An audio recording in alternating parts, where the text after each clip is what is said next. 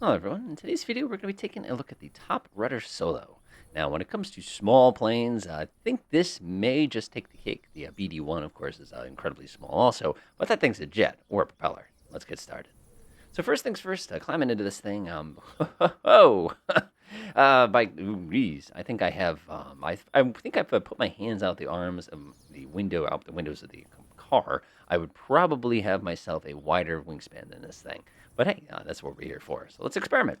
So first things first, we're going to come over here. You've got this lovely little battery switch. I click the battery switch. This little tiny green line's going to come on. You've got your little engine controller here. Nothing happens just yet until we select start. We press start. Now, when you do that, you're going to hear all sorts of weird noises, and all of a sudden, your engine's going to be up to 1,970 RPM.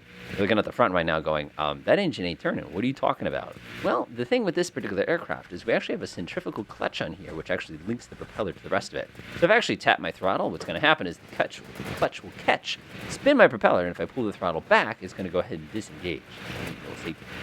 Now, one of the cool things is we have this little tiny instrumentation thing here. This actually kind of our all-in-one gauge here. We have the ability to go ahead and pop on menu, which is nothing, but we have the ability to kind of surf through these different screens to see. We've got a little hour meter. We've got ourselves our temperature outside. We have a little display as far as the temperature goes. And, of course, we can see our engine.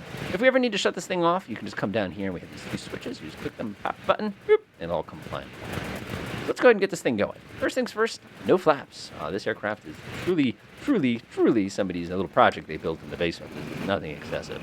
When you're taxiing the ground, make sure you go ahead and pull this thing all the way towards you. You don't want to run away from it. And I just love how I'm just watching those wheels just slowly rotate. And I also appreciate the fact that that little brake cable is just sort of sitting there dragging along also. Now, this is a short takeoff and landing airplane, which means you don't need a lot of room to get in the air. But, and this surprises people almost every time, this aircraft has a really nasty tendency to kind of depart on you during takeoff. So when we take off, we're not going to be pulling back. What we're going to do instead is we're going to try to get the nose to sit forward. I'm going to go ahead and apply full throttle. I'm going to kick the nose forward just a little bit. There we go. And I'm just going to let the plane fly off the ground on its own. Now, this is a big departure. A lot of people assume just because it's a little tiny short takeoff and landing plane that we can just kind of hit it and go. You can, but if you do that, you're going to depart as soon as you get in the air, and it's not the good depart either. So as you can see, we require virtually no room. The other thing, too, is we don't have a lot of instrumentation, so we're basically going to be flying by the seat of your pants the entire flight here. Next thing, of course, is with this little teeny tiny engine on the front, we want to kind of be somewhat gentle with it. I'm going to go ahead and back my throttle out. Now we're going to cruise at about 7,000 RPM. They recommended the book there. It's going to be right about the 3/4 point. But at the 3/4 point, this aircraft is at its sweet spot. We're not going to get any overheating. We're not going to have any weirdness like that. So cruising around in this thing, I immediately go, this is one of the greatest VR planes ever. I mean, there's literally nothing separating you. Literally, there's nothing there separating you from the air around you. And that's just incredible. What I'm going to do is I'm come swinging around. I'm going to appreciate some of the lovely terrain here. Again, this is not what I would consider a long cruising aircraft. As a matter of fact, if you look carefully, you'll notice we don't even have a compass on this thing. This is truly a fly by the seat of your pants. I don't even have a safety belt. So yeah, fly by the seat of your pants, and hopefully you built it yourself in somehow. Otherwise, this could be an incredible flight. So there's a little field we took off from just a few moments ago. That's called Heckler Field. Lovely. One of the reasons I love it is because every once in a while when we drive here to chocolate or something like that, you look over to this field and say, you could really take off and land a plane? And the answer is no, unless of course it's small. So as far as this aircraft handling goes, relatively straightforward. What I'm going to do is I'm going to move my head up a little bit here so you can look at the instrumentation. As far as cruise goes, you get about 55 miles per hour. So we want to go ahead and climb up. We've got about a 2-minute limitation here. I'm going to go ahead and push the throttle forward.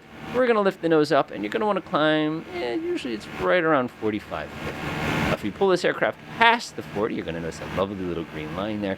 That is your departure point. This aircraft is interesting. If I pull the nose past, notice how fast you lose all your speed, and the plane just sort of hangs there. And then it departs. Departure recovery is pretty straightforward. You want to smoothly move forward on this plane. Sudden moves are going to be like, take the little tiny wings off.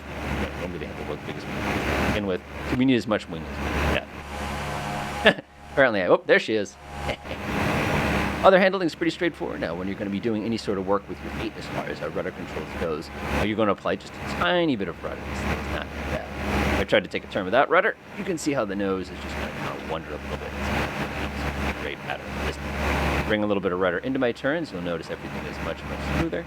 Again, it's just like anything. Whoa! That needs a lot of left foot for that speed. So I'm going to go ahead and let my nose come back down because I can already see that I'm starting to get close to the pressure. Nice.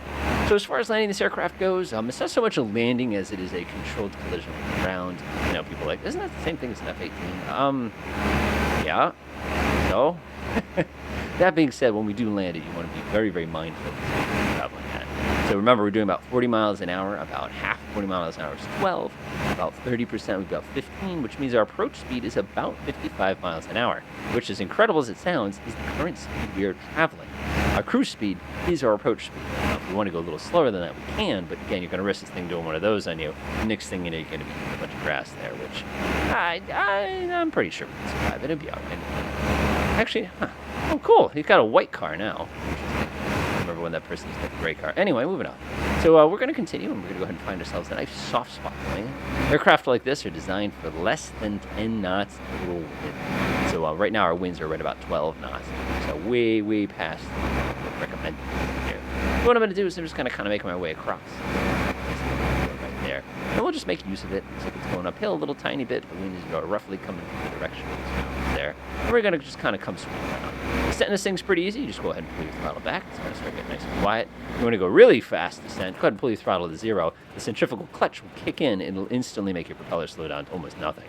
Now notice, I'm doing about 35 miles an hour here. Pulling back, you can feel it really want to depart. So again, even though this thing is lightweight, it does not mean you can't handle it. It just does not like that. Alright, let's go ahead and line ourselves up here. Swinging around. We could even land on the road there. There's actually a cemetery. Now, of course, I wouldn't want to land there in the real world. The grass is way too tall. Alright, it's looking pretty good. Good. Good. Hopefully, I made sure to load it.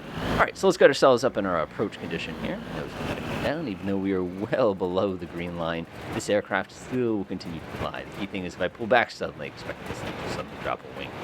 It does not have a lot of mass. I'm holding about, let's call it 35 miles an hour now. We're gliding at a very steep angle. Again, no attitude indicator. Your attitude indicator is whatever attitude you flight. But if you take a look, landing this thing is such a peach. You're going to get close to the ground. You're going to feel that ground effect. We'll pull the nose up just a tiny bit, and pull that nose up. Maybe bounce a little bit. Right. And we are down. That is all there is to it. Securing this aircraft couldn't be simpler. I'm just going to keep it here and press these two buttons. When you do that, you're going to watch the RPM suddenly drop off on you, unless you're like me and you push the wrong button every single time, but that's okay. Shut that sucker off, and we are done. Two cuts out, and that's all there is to it. Enjoy.